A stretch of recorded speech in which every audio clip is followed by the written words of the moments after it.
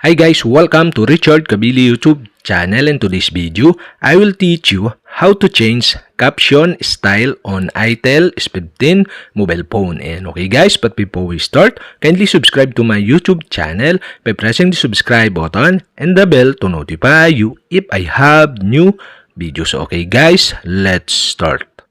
So okay guys, here in your itel S15 mobile phone, you'll have to do is go to settings. In settings, scroll down and go to system. Here in system, scroll down again and go to accessibility. In accessibility, scroll down again and go to audio and on-screen text section. Here you can see the captions. And okay, you'll have to do is tap the captions. In captions, make sure the caption is turned on or enable. And okay guys, you can see here the caption style. And the caption style is set into white on black. And okay guys, to change this, you'll have to do is tap the caption style.